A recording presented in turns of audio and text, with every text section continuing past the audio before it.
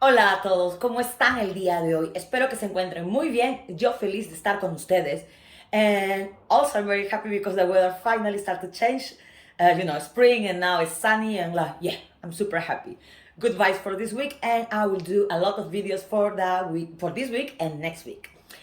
Today we're gonna talk about Verbo Haber. Are you ready? Let's see. So why we're gonna talk about this verb? What is so special about this verb, Maria? Now, haber is a particular verb. First is auxiliary verb. Now, auxiliary verb is a verb that you need to work with another verb, to create the different tenses or express mood. It's a verb that it works with another verb, okay? In the case of a verb, is used to compose a tense. And then you add the participle to compose a tense plus the participle. What I'm saying is that it's a verb that it cannot work on its own, like other verbs, like comer, o trabajar, o hablar, o estudiar, o bailar. It's a verb that you need help, in other words. Okay, in this case, it works with the participle. What is the participle? The participle is a verb ending in ado or ido. Now, the verbs ending, just to, like a little explanation about the participle, the verbs ending in ar, ado, erenir, ido. Ejemplo, estudiar, estudiado, trabajar, trabajado, comer, comido, vivir, vivido, beber, bebido. Okay, just a little explanation about participle. Why, when we're talking about a verb? Because these two work together. A verb always works with a participle. The only time then a verb is used on its own is in the form of I. I is a form of a verb, then it can be on its own because express existence. Okay, it's the only time. If you want to know more about I, it's actually a video on the channel and you can go and check about I. But let's go back to what we were talking about, these composed things of a verb. Okay? Now, I have some queries from different students and I have seen the different platforms like, on the network, on the page. Then people tend to be confused with a verb and say, but it doesn't make sense because it's also tener, and when you're gonna use it together, when you're gonna use it independently. First, a verb is not used independently. As I say, it's only used as I. Other than that, it's always gonna be together and is present on the past with a participle. And it's not that different actually from English. It's basically like in English.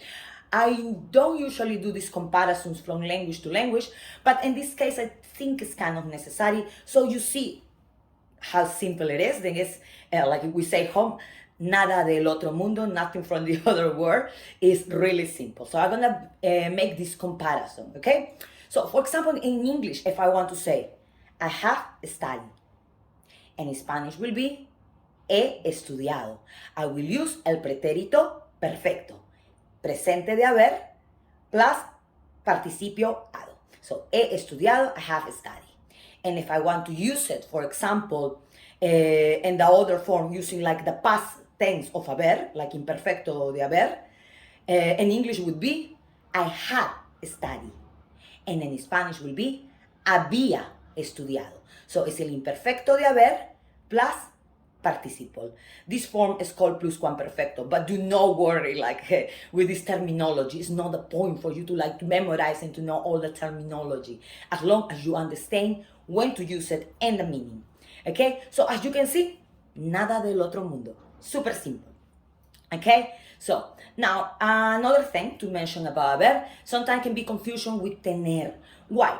Because in most languages, tener and haber are the same verb. They are the same verb, okay? But in Spanish, they are two different verbs. And there is where is the confusion. Because tener is to have, and haber is to have. And then like, wow, when I use which one? Tener does not need to be with another verb. It can be on its own to express existence or to express, I don't know, how you feeling, like, tengo hambre. Actually, it's true. Tengo frío, tengo calor, okay? So, to express all these feelings or to express possession, tengo un collar azul, celeste, okay? So, to express possession, to express the meaning of the word to have is tener. But when you want to use it as a tense, as part of a tense, is haber. Okay? And it's present or is past. And always remember, plus participle. What it means? Hado, ido. Okay? Hablado, comido, bailado. Okay? I hope that this video was helpful for you. I don't know if you heard about this before. I don't know if you have seen other tutorials regarding this verb.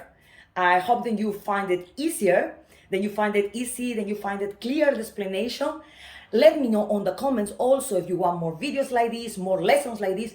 Please let me know in the comments. Give me suggestions so I can make more videos that will help you.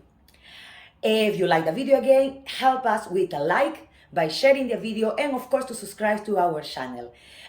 Summer is just around the corner, so a lot of videos, lessons and many new things are coming on the channel. Hope to see you again on our next video. Ciao, ciao!